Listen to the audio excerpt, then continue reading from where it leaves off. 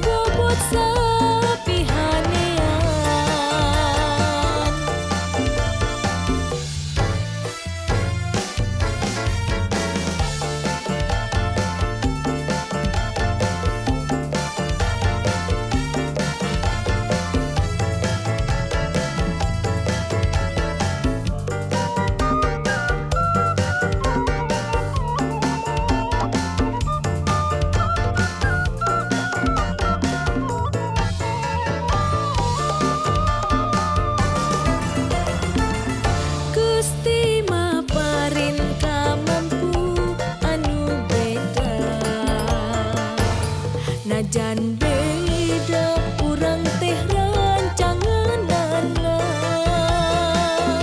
sadaya pikeun ngamulyakeun mantena oge keur mangpaakeun jalma rea.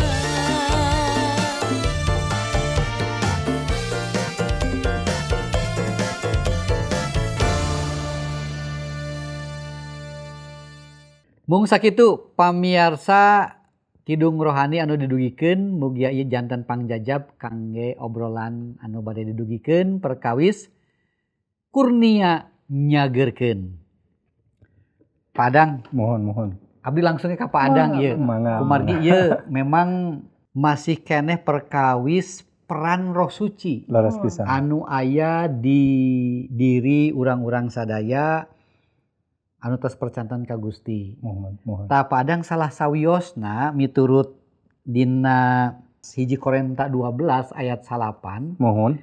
ieu Gusti teh maparin ka urang anu Laras. percanten kurnia nyageurkeun. Laras. Nah, ieu kumaha Padang? Naha ieu teh dipasihkeun kangge sadaya putra Gusti atanapi ka jalmi-jalmi tertentu anu khusus. Laras. Ke upami urang aos heulanya supados Mohon, urang mangga, supados eces ieu.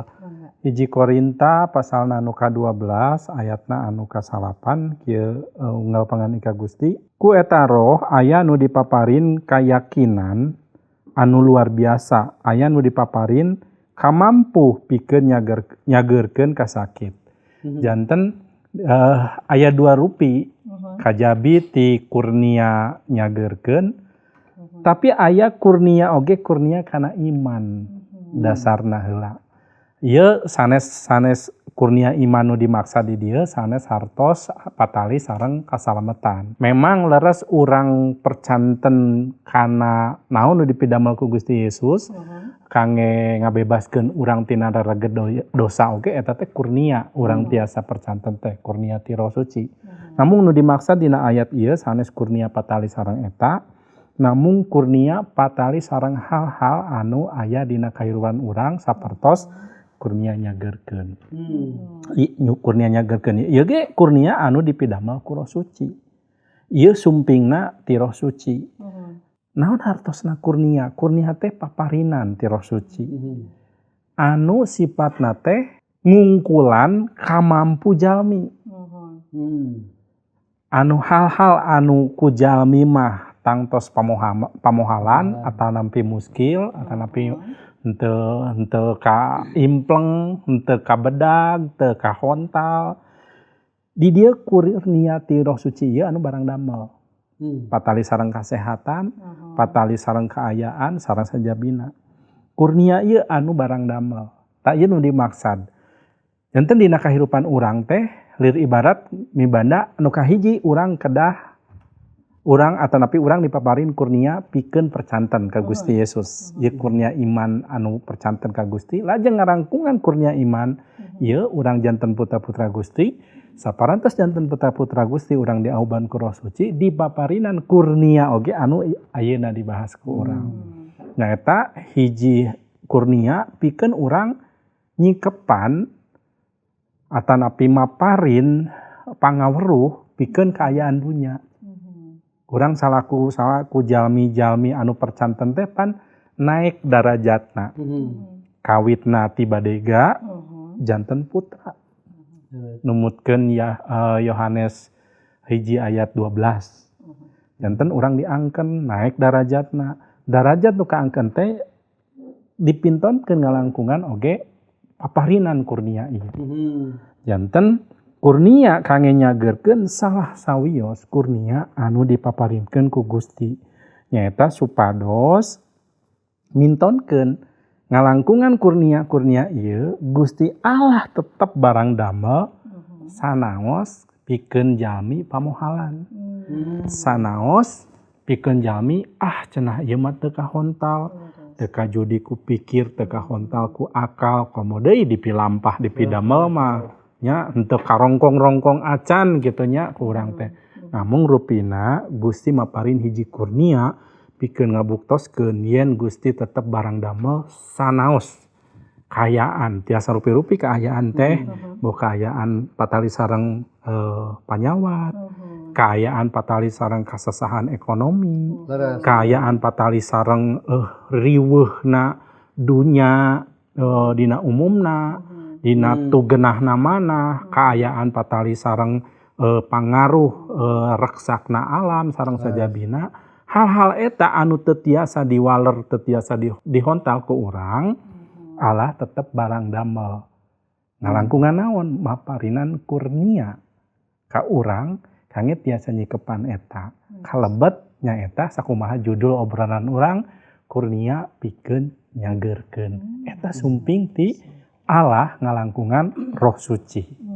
Nah ieu padang upami kurnia ieu nyageurkeun memang kan di nu sanes gitunya upami kurnia ieu teh sok aya ngasebatna terah gitu. Tah ieu kurnia ieu ti Roh Suci ieu teh kangge jalmi-jalmi tertentu atau napi kangge sadaya umat Gusti anu tos nampi Gusti Yesus nampi Roh Suci Gusti tiasa ngangge anjeunna. Perkawis terah atanapi teureum dina kecap bahasa Sunda anu kahiji nyaeta nu percanten teh teureumna sanes teureum jalmi nu utami tapi memang teureum rohani nya ti Gusti. Upami urang yakin di lebet Gusti yen urang parantos ditangtoskeun ti kawitna yen urang baris jalmi anu disalametkeun tangtos teureum ieu nu janten dasar kapercantenan Gusti eta nu kahiji. Anu kadua perkawis kurnia ieu tangtos henteu sami. Sok sanaos urang sami-sami jalmi anu percanten atanapi nu ditangtoskeun janten jalmi percanten sanes hartosna kurniana sami. Baris sadaya jalmi tiasa kagungan kurnia ngadamangkeun henteu. Anu janten patokanna nyaeta Roh Suci kumanten. Dina pangandika Gusti nu kurang diaos, Gusti masihan kurnia teh panta-panta sakumaha pangersana. Sanes sakumaha pangersa jalmi. Benten sareng jalmi-jalmi anu ngangken di piluaran, dina piluaran iman urang ka Gusti, tiasa ngadamangkeun margi ku usaha. Contona aya syarat-syarat anu ditedunan, anu dicumponan, boh syarat mangrupa tapa, rupi-rupi, dugikeun engke panungtunganna urang tiasa nyumponan syarat lajeng mibanda kurnia. Tapi dina iman urang teu tiasa model kitu. Teu tiasa ngalangkungan ku urang diajar sasoson, teu tiasa urang ku ngalangkungan ngajalanan hal-hal tertentu, teu tiasa ku meser sareng sajabina. Atuh sanes kurnia upami tiasa diakalan, diusahakeun, diikhtiaran ku jalmi mah sanes kurnia. Kurnia leres-leres dipasikeun ka hiji jalmi dumasar kana pangersa Roh Suci ku anjeun. Janten moal aya atanapi langki jalmi anu baris mibanda kurnia anu sami. Gitu. Kalebet kurnia pikeun ngadamangkeun. Ieu teu tiasa dipilarian ku urang, diusahakeun ku urang.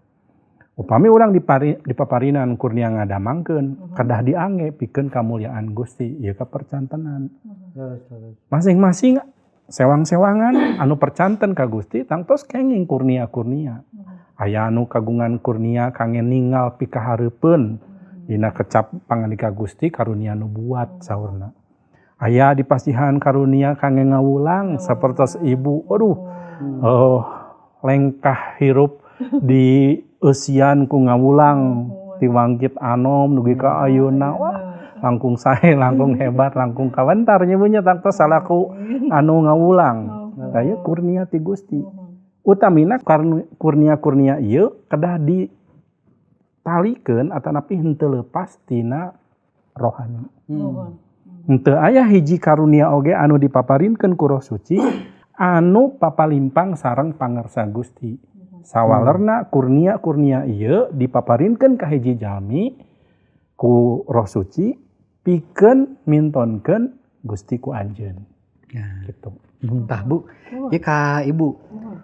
Ayeuna memang kadang-kadang dina prak-prakanana nyebunya aya jalmi-jalmi teh jadi inggis lah upami ngadoa ka Gusti kumargi teu tiasa didamangkeun misalnya ya Leres, leres. lami gitu jadi inggis percanten kana karunia-karunia eta kesembuhan lah kidan-kidan kunaon tah ieu jalmi-jalmi anu putra-putra Gusti nu ngadoa tapi doa panyawatna teu didamangkeun aya pengalaman teu? Mohon pami tadi diaoskeun ti surat 1 Korinta, hiji Korinta anu pasal ke-12 ayat ke-8.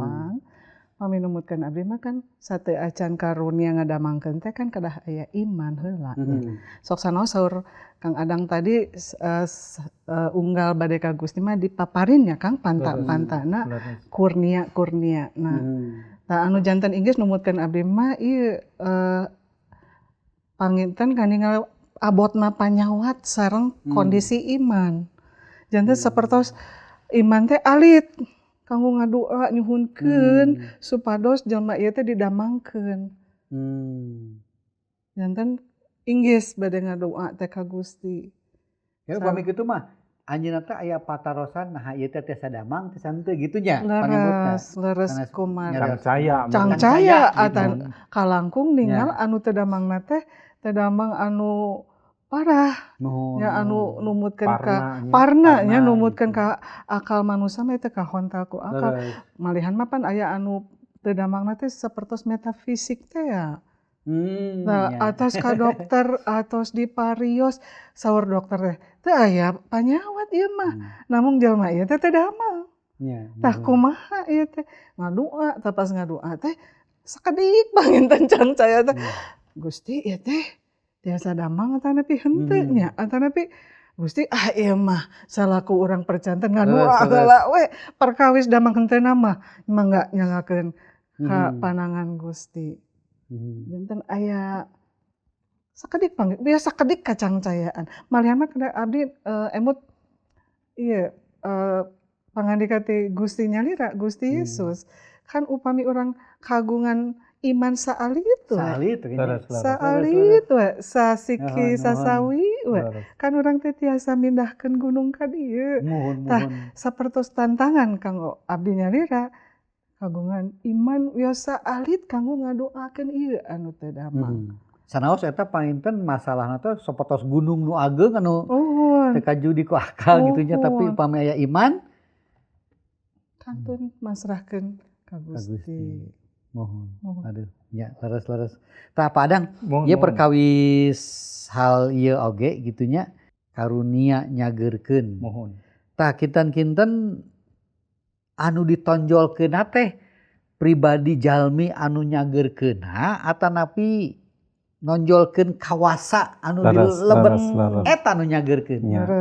Naon anu kedah punjul dina prak-prakan urang cumarios atanapi ngalarapkeun atanapi magunemkeun perkawis kurnia nyageurkeun. Dina Yakobus 5 ayat anu ka-15 urang aos heula. Paneda anu saestu dibarengan ku percaya tan wande bisa nyageurkeun. Anu gering teh ku Gusti dikersakeun cager deui jeung dosana dihampura. Kecap ieu tangtos penting pisan pangandika Gusti ieu nyangemkeun ka urang yen saha nu kedah punjul di dieu. Naha jalmina atanapi saha tiasa jalmi tiasa cara. Seueur jalmi anu kabaud ku tokoh atanapi ku jalmi atanapi ku cara. Di dieu sanes disangemkeun paneda. Hartosna saha wae tiasa. Sanes saurang jalmi, boh eta misalna pamimpin rohani, teu acan tangtos. Boh eta jamaah biasa, teu acan tangtos.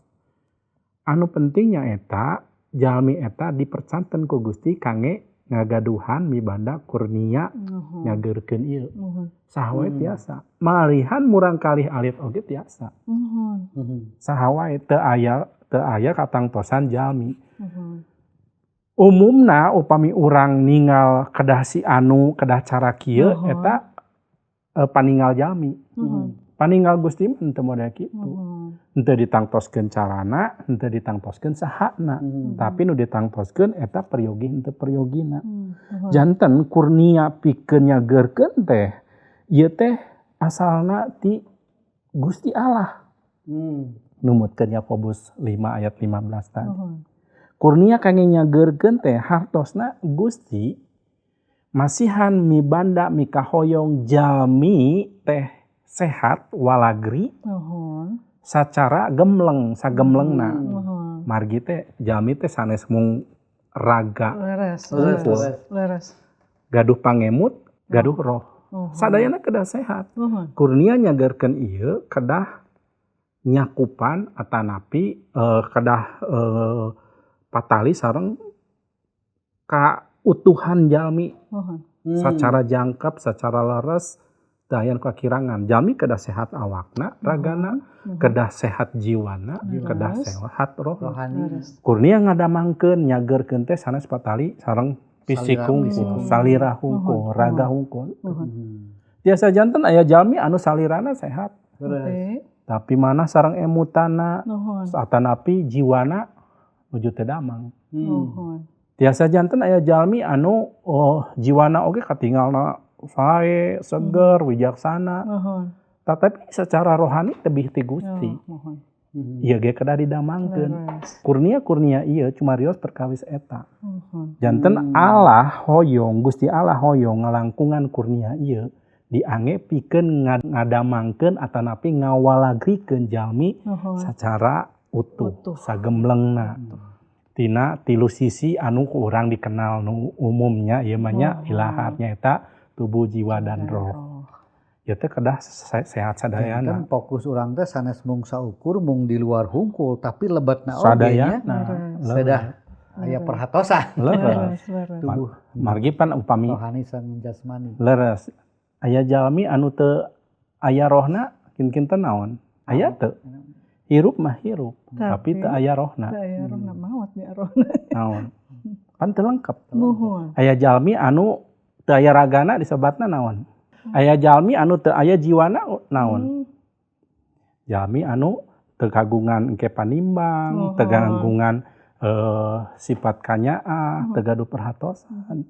Jalmi anu teu aya rohna, jalmi maot. Pertama tos bangke merenda nu ngahirupkeun teh apan roh. Tah salajengna patali sareng eta oge kurnia anu ngadamangkeun teh nyaeta Gusti hoyong sanes pertunjukan rohani, sanes mintonkeun tadi dicangemkeun saha nu kedah punjul. Sanes ieu kurnia hebat abdi. Abdi tiasa punjul, tiasa hebat dina rohani langkung tinu sajian sanes eta. Namun kurnia kana ngadamangkeun nyaeta supados kanyaah Gusti Allah dipintonkeun dilebet jalmi-jalmi anu percanten kangge ngawangun. Saha anu midamelna upami tiasa teu kedah terang oge sae. Kumaha carana upami tiasa teu kedah dipikawanoh oge teu sawios-wios. Nu penting buktosna. Gusti Allah dimuliakeun, Gusti Allah diagungkeun. Leres. Gitu.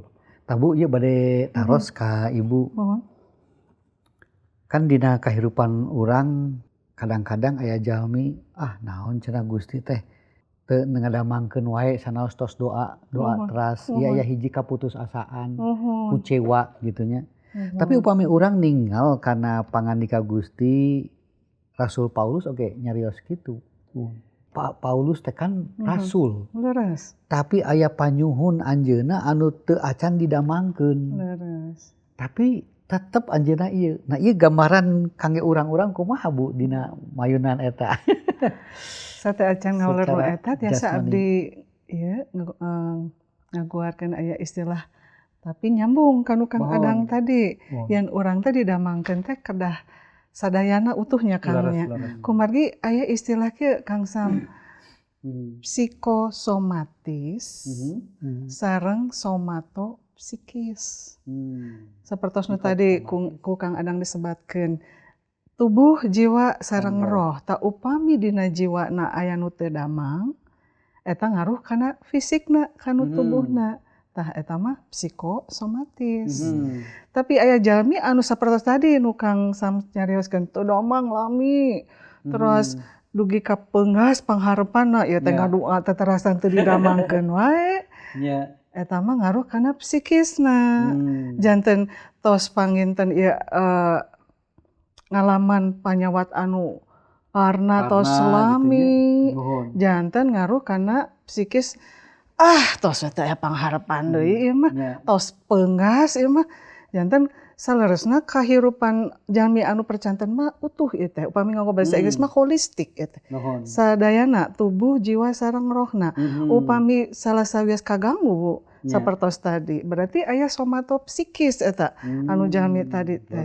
Tah abdi percanten Kang Sam anu tiasa nyemangatan deui, anu tiasa ngabangkitkeun deui gairah kahirupan, iman sareng kapercantenan teh kedah ngawitan tina rohna heula. Upami istilahna anu menyala. Menyala rohku.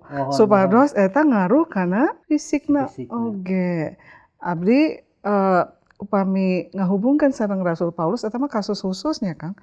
Upami Rasul Paulus mah numutkeun abdi eta supados anjeunna teras-terasan ngandalkeun Gusti dina sadaya palayanan anjeunna. Gitu. Tiasa oge urang nyontok Rasul Paulus. Upami aya panyawat atau kakirangan kalemahan boh fisik, boh naon dina diri urang, supados urang teras-terasan ngandalkeun kawasa Gusti liwati Roh Suci.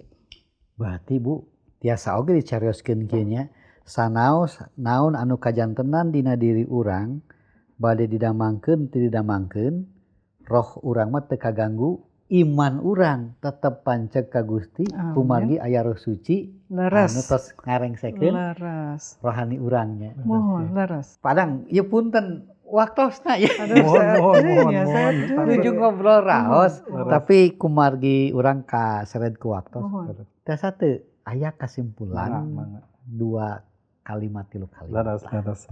Janten kurnia Gusti Allah kalebet kurnia kangge ngadamangkeun kangge nyageurkeun ieu mintonkeun yen Gusti Allah midamel hal anu ngungkulan kamampu jalmi.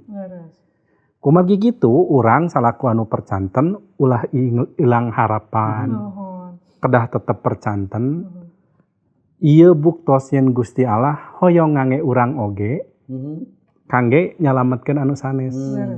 Kangge ngagaduhan dampak antanapi pangaruh pikeun anu sanes kalebet anu teu percanten kalebet kangge alam oge. Ieu kurnia ti Gusti.